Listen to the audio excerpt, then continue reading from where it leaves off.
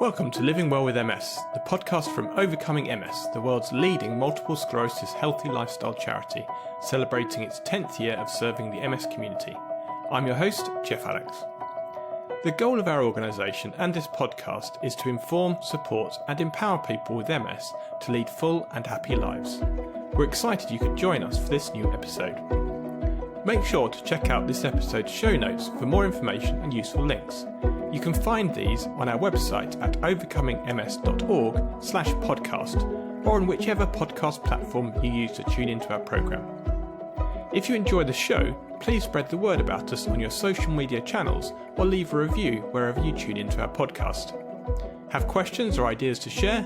Email us at podcast@overcomingms.org, or you can reach out to me directly on Twitter @JeffAlex. We'd love to hear from you. Finally, don't forget to subscribe to Living Well with MS on your favourite podcast platform so you never miss an episode. And now, let's meet our guest for this episode. Joining me this week on the Living Well with MS podcast is Dr. Mitzi Joi Williams. Dr. Williams is a board-certified neurologist and fellowship-trained multiple sclerosis specialist who serves as the founder and CEO of the Joi Life Wellness Group Multiple Sclerosis Centre in Newnan, Georgia, USA. Through collaborations with national and international committees, she advocates for people living with MS to share in the decision-making process with their healthcare teams to combat this disease. Dr. Williams is the author of MS Made Simple, the essential guide to understanding your multiple sclerosis diagnosis. She continues to live out her mission to provide personalised multiple sclerosis care delivered with expertise, compassion and joy. Welcome to the programme, Dr. Williams, and thank you so much for joining us on Living Well with MS. It is my absolute pleasure to be here with you. So, to dive right in, you've got a very impressive background, and listeners can get more detail of that in the show notes. And you've established a prestigious career as a neurologist and MS specialist. So could you share a bit about your background as a medical professional? Absolutely. So I've been an MS specialist for upwards of 15 years, really because I have a passion for helping people to kind of navigate this journey, and I like the fact that I have close contact with my patients and that I grow to know them and their families. It's almost like I'm a part of their family.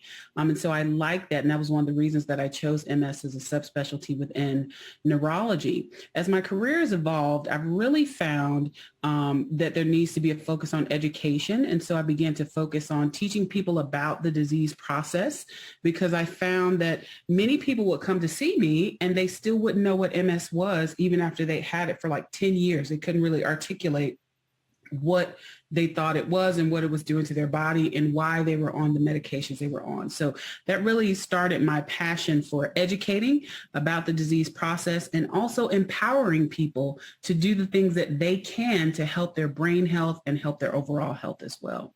So why MS as a specialization? What got you to particularly pick MS? So I get that question a lot. I think for me, it's the challenge that I like. So it's the challenge as well as my fascination with the neurologic process. So in many other aspects of neurology, people would have damage to the brain or to the spine, and there was really nothing that we could do to modify that disease, And so the thing that I loved about MS is that every person was different, which made it a bit challenging, but that there also were things that I could do to potentially modify the disease or affect change.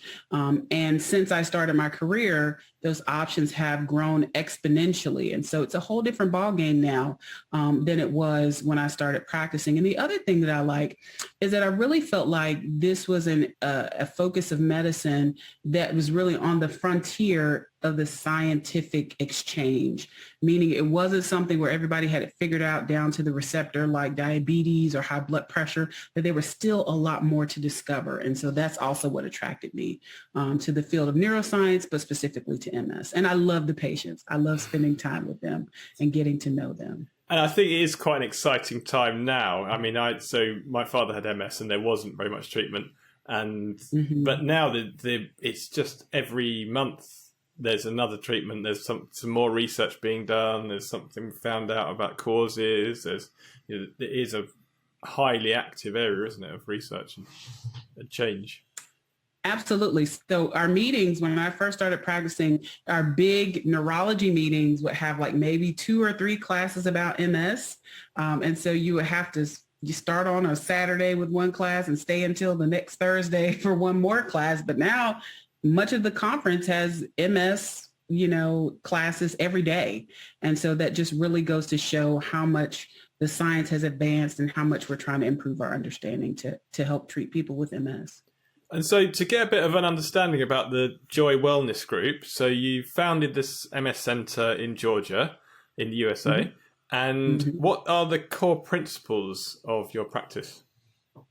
Yeah, so really my core principles are I love to engage, educate, and empower my patients to make them active participants in their treatment process. And so by doing that and starting my own center, I'm really able to spend the time with my patients, educating them about their disease process, helping them understand, and also empowering them with tools to, adjust lifestyle, or to make lifestyle changes to improve their overall health. So we talk a lot about things like mindfulness, diet, exercise, yoga. I'm a huge yoga advocate. And so it really affords me that ability to treat people how I see fit and to really spend and invest that time so that people understand what's going on and know what they can do to improve their health. So with all these people that you see with MS, you must see certain common obstacles that people have in dealing with MS, all the way from the diagnosis through to management and treatment of MS. So what obstacles do you think that you see most commonly, and how would they overcome those? Yeah, so some of the most common obstacles are, number one, just kind of wrapping your mind around the diagnosis and looking at kind of thinking about what the future will look like. And so that part is difficult because I can't predict how someone will do in 5 years or 10 years. But I think that oftentimes through education and for many, through things like mental health services, counseling, et cetera, we, as they begin to kind of adapt to that diagnosis and maybe what that new normal is, then we can move forward with looking at treatment options and trying to make the best of the time that we have and the function that we have. For some people, it's difficult because they don't have any symptoms. And so they're like, well, why should I do treatment? Because I'm fine. And then for some people, it's just kind of the devastation of maybe having some type of impairment where they didn't recover from that first symptom. And now they're having to adjust their lifestyle or career, et cetera. So lots of the psychological issues are difficult in the beginning and also at transition periods during the journey with MS. So I focus a lot on mental health, stress reduction, and psychological services for those that need them. And if some need medication, then we talk about that as well. I think the other obstacle, especially in a global pandemic or endemic or whatever we are calling it at the moment, is isolation. So that part is very difficult for some of my patients who maybe have mobility problems or mobility impairment, and maybe different types of meetings and functions in the MS community was their way of interacting with the world. And now we're not able to do that. So, the isolation has been difficult. So we deal again a lot with, mental health services, looking at ways people can get involved virtually, so trying to troubleshoot to find ways to bring people back into the community, even though they can't physically be there. Okay. And Overcoming MS, as you might know, is an evidence-based lifestyle modification charity. So, the tagline is whatever it takes. So it's really, but with an evidence basis. So it's looking at what evidence is out there scientifically. You're founded by a professor. So, it's very much looking at that evidence base and bringing lifestyle into that. So, trying to have better health and MS management through every available method. So what's your take on how lifestyle factors fit into MS treatment? So it's huge. So lifestyle factors play a huge part in an MS treatment plan, right? So when we talk about, or when I talk with my patients about things like medications, I don't talk about those like on an island without talking about the other things that they need to do. My motto is that medication plays a part, but you play a part. There's no medication that gets rid of the part you play in improving your overall health.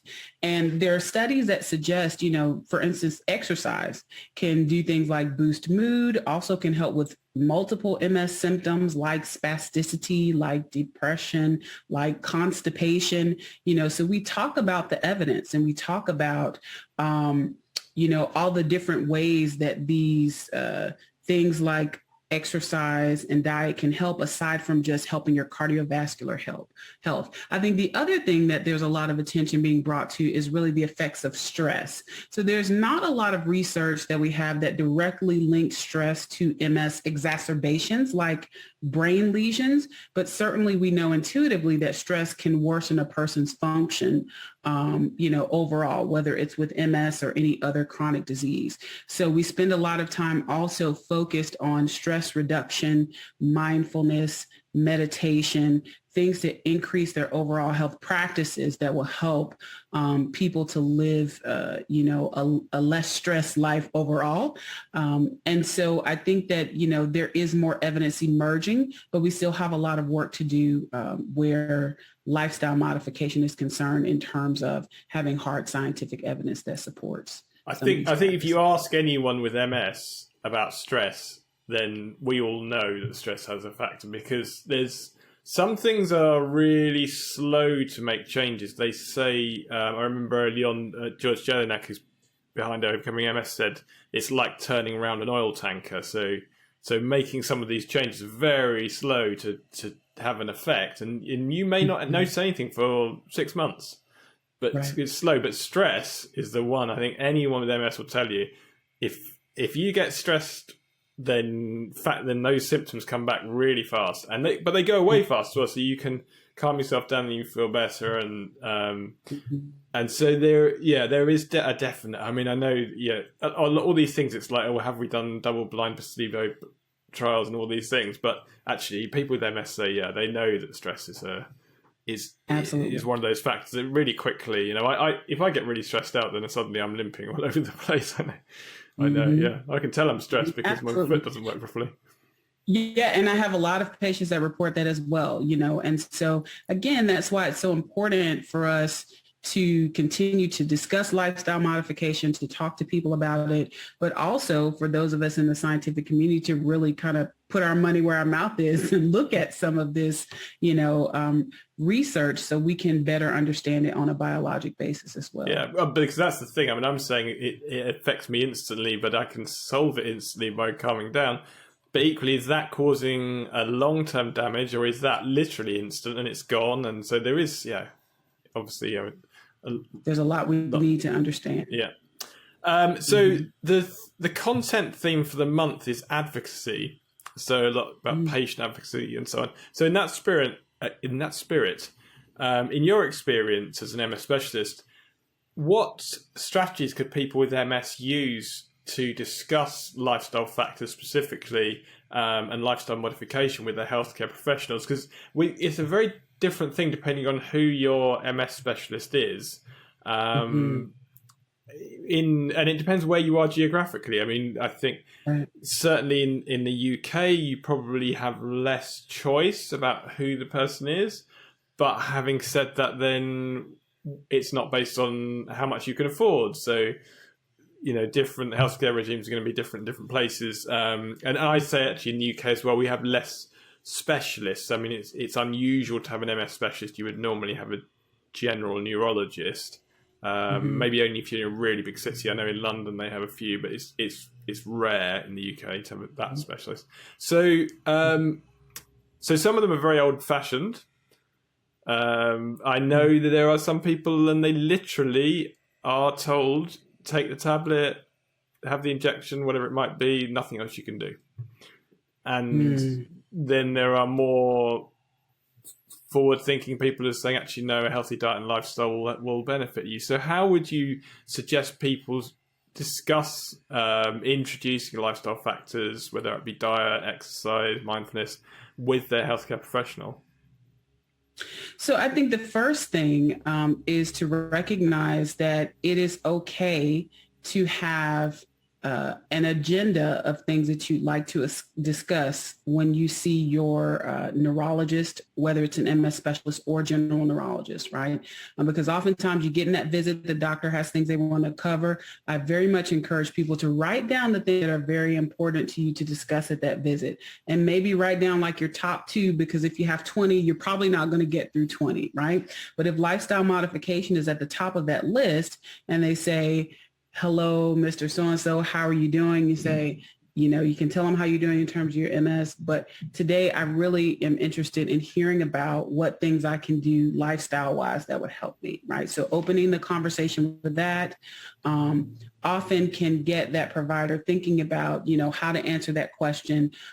Also, in this day of technology, if you don't have a specialist, there are resources that you can find that talk about lifestyle management. So of course you have your podcast, you have your educational resources. There are other specialists in different parts of the world who are kind of talking on these topics. So unfortunately, sometimes you have to educate yourself, right? So in a perfect world, your neurologist will be knowledgeable about everything, but very much like your experience in the UK and the US, many people with MS are cared for by general neurologists. Some of those general neurologists have a special interest in MS and learn about it. Some of them not so much. And so you may not always have that specialist who, has a lot of knowledge of the latest research on these types of things. But, it's okay to have an agenda. It's okay to have a list of questions that you want to ask. And if that's at the top of your list, just saying, I want to know what I can do to improve, my health. And that's a great way to lead in talking to your specialist about lifestyle modification. And is there any tips to anyone getting resistance to managing things themselves? Yeah. So again, in some cases you have choices about who you can see. We certainly do have a little bit more leeway or some leeway in terms of choices in the U.S. I have not necessarily encouraged my patients to fire their doctors, but I've had some, where I said, well, it's kind of like with any relationship. If it's not working, or you don't feel like you're being heard, explore if there are other options, right? For some people, it may be a matter of maybe seeing a specialist once a year, right? What if you could see a specialist once a year and then go to your general doctor the other time, or see a specialist and have this list of questions and say, okay, I'm going to try to get as many of these questions answered that my general person can't, and make a special visit to see a specialist just for that purpose, So there are some ways to work around it. Some are not quite, as ideal, but I think that it is okay to have an agenda. And if your questions are not answered, it's okay to circle back and say, okay, well, can we get back to this question that I had to, better understand how I can, help myself. And the other thing is that bringing it up from a topic of brain health, right? So lifestyle modification for MS is, something that is becoming more frequently talked about, but brain health is also something that's globally talked about by neurologists, right? So it may be a question of bringing up, well, what can I do to help my brain health? And that may elicit the same type of information, but maybe not specifically what lifestyle modification can I do to help MS? So helping MS and improving brain health kind of go hand in hand. I think there's another thing that's occurred to me is litigation can be an issue. And certainly in this country, neurologists or any doctors are very reluctant to say things which are not proven, because they are then potentially at risk of saying something that's not in our case, the NHS line. So they will only tell you the absolute. And that tends to be quite a long way behind the evidence. It takes a long, and they are now, I've already seen this in the sort of 5 or 6 years I've had MS, that they're sort of catching up with, you should increase your vitamin D levels, you should do more exercise. And it's sort of like catching up with things that I thought, well, there's loads of evidence for that 5 years ago. And they're like, well, yeah, but they're sort of very slow to change. And so one of the questions I found that was really useful for my neurologist is, what would you do? Because then I've sort of turned it around to another question. It's like, well, I'm not saying what's the official advice, but if you were in my situation, what would you do? And that really changed the conversation. He said, well, in that situation, then I'd eat whole food diet and I'd exercise and I was like, all right, okay, that's kind of, but he said the official advice, and he said that's not proven. And the official advice is, take your medication, do light exercise, do these official NHS guidelines. But if I was in your situation, I can't see there's a risk in having a healthy lifestyle. At least as much as anything, it would probably lower your chance of having heart disease and other comorbidities that aren't a good idea if you've got MS anyway. So. Absolutely. So I do often get that question. I usually get it from a family member. If this were your family member, how would you approach this? And so that's a way, often people will say, well, what would you do if you were me? Or their family member will say, well, what would you do if this was your family member? And so again, that'll get you a different perspective. I think everyone's going to say, well, we don't have a lot of scientific evidence to back this up, but this is the general thought, or, there's some research that suggests this. But, the goal ultimately is to try to help people. So we definitely don't want to give anybody bad advice, but we do have to be clear about what's not necessarily supported by a lot of research and what areas still have some work that need to be done. And this is a bit of a can of worms question, but it's, do you have any essential tips for people who are newly diagnosed for treating their MS in the medical arena? So that could be something that goes on for weeks, that question. But so tips for the newly diagnosed, though. So the first thing is to work with your healthcare provider to establish a plan that works for you, because everybody with MS is different. Everybody's plan will look a little bit different. The treatment that may work for you may not work for somebody else. I think also it's important to think about what your goals are. There are multiple studies that have been done looking at what healthcare providers' top goals are with treatment and patients' top roles of treatment, and sometimes they don't match up. And so kind of thinking about what you want to accomplish, if the way that the medication is given is important to you, if the way how frequent it's done is important to you, just kind of writing down those priorities. And so it may not be where we're able to meet every one of those, but certainly that gives your healthcare team an idea of, kind of what the top things are that are important to you. I think the other piece is connecting with the community, because support is extremely important. As much as I try to empathize with my patients, I don't understand what it feels like to have MS. So I think it's very important to connect with others in the MS community who know exactly what you're going through. Maybe not exactly, right? But who maybe have overcome some of the challenges that you have, and kind of help you walk through that process. So connection to the community is extremely important.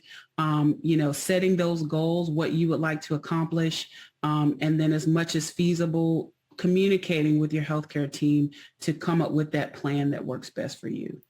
And just to change tack a little bit, on another note, you're involved in researching MS's impact on the Black and African American community.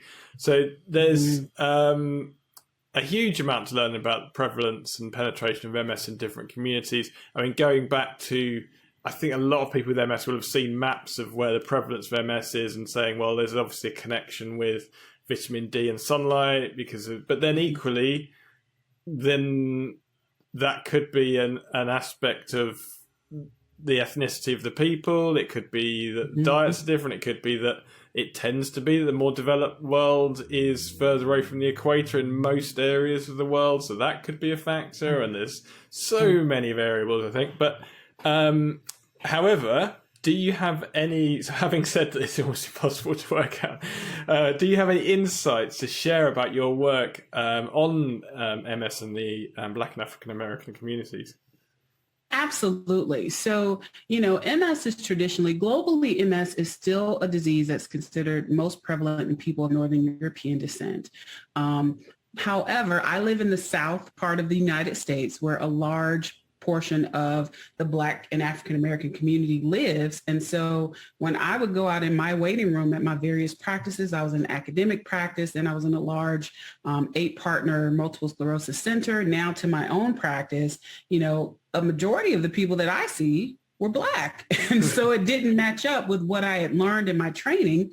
And then also we began to see that maybe some of the outcomes were a little bit different. People had a little bit more walking disability. Some people had more aggressive disease, not across the board. And so that really led me to begin to look at the literature and the research to see what I could find out. And unsurprisingly, there wasn't very much to look at. I was able to participate in a review article where we looked at the Black and Hispanic Latino populations here in the U.S. And so when you looked at the amount of literature back in 2014, at least, out of 50,000 articles written in English, there were only about 100 about Black people with MS, and there were like 20, less than 20 for people who were Hispanic Latino. So that really was what, spurred me on to try to do more research focused on this population to better learn and understand. And also, if there were some people who were doing worse, what could that teach us about the whole MS population, right? How could we take this knowledge and apply it to the broader population? And so we've learned so far that there are some people who tend to do a little bit worse, but we don't know what parts of that are related to things like social determinants of health, ability to access the doctor, ability to access treatment, food choices, things like that, and what part of that may or may not be biologic. So we still have a long way to go, but there are many of us that are working on trying to better understand and also increase the diversity in our clinical trials so that people have access to cutting edge medicine, which is often the case with our trials, but also so that we better understand MS so we can treat everyone better and help to make treatments more specific for everyone. So just to put it out there then, if you have someone who is born in, let's say, Nigeria and lives their whole life in Nigeria, would you think that they would have a different outcome to someone who is born in the United States with Nigerian parents? So they are genetically the same, but one person lives their life in the United States and one person lives their life in Nigeria. So that's the very question we're trying to answer, right? So now if you look at older studies, it suggests that if you move from a low risk area to a high risk area before the age of 15, that you take on the risk of the high risk area, right? But we haven't really identified what environmental factors may be related to that, right? Is it things like Epstein-Barr virus, which is a really hot topic with MS right now? Is it some other environmental factor? Is it some dietary factor? Everyone's talking about the gut microbiome, right? So these are very complex associations. The other issue, when you look at, the continent of Africa, there's been very little research about MS that has come out of that area. We see more NMOSD, or neuromyelitis optica spectrum disorder in people who are considered African. However, some of that could be potentially because of access to care. So I'm fortunate to be involved in a very large clinical trial that's looking at Black and Hispanic Latino populations here in the U.S. And we also have a cohort in Africa of 10 patients, which is the largest cohort that's ever been reported. So, again, we may be finding out more and more as we are getting access to different resources and learning more about MS in different parts of the world. So the honest answer is, I don't know. So that was a long way to say I don't know. But, certainly we are trying to figure out some of the answers to these questions as we get more data on a variety of populations. Okay. It is fascinating the amount of research that's going on, I think. Yeah. So finally, what's your vision on how you'd like your practice and work in the MS field to evolve and grow? What do you see as a positive future? So what I would really love to see is the holistic management of multiple sclerosis. I think that as a scientific community, we've been so focused on treatments because our treatments in the past have been very limited. When I first began practicing, we had the platform therapies and we had maybe one or two, IV therapies, one of which we don't really use anymore. And so I think that now that we have, over 20 different options, it's not that we give up on trying to find new ways to treat MS medically, but now I think it's time to kind of take a step back and say, how do we look at this holistically? Like, we know that there's a part that medications can play in modifying the disease, but what are the other pieces that lead to someone living well with MS? Because I think all of us have seen people who are on medication but still not doing well. And so how do we begin to look at these things that really affect the people that we get to serve on a day-to-day basis, like their diet, like their ability to exercise, like stress, which can, potentially exacerbate or make symptoms worse? How do we begin to work on these things so that we're not just looking at one piece of the puzzle, and instead looking at the whole person and how we can really treat them and make their everyday life better with MS. Okay, thank you. With that, thank you so much for joining us and being our guest on Living Well with MS, Dr. Williams. And we're excited and grateful for the amazing work that you're doing with the MS community. Absolutely. Thank you so much. It's been my pleasure.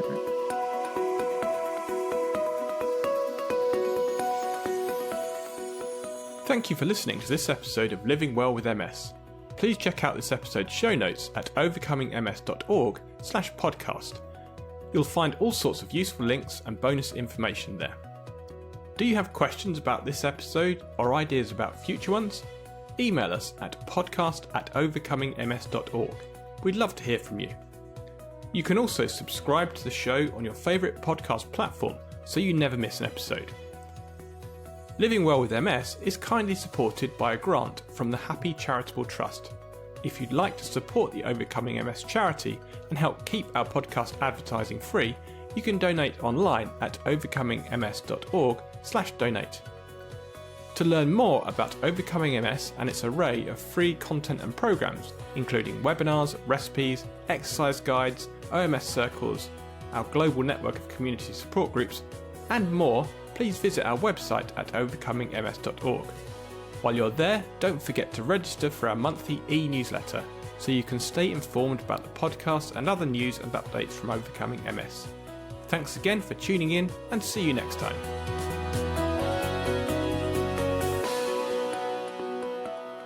The Living Well with MS family of podcasts is for private non-commercial use and exists to educate and inspire our community of listeners.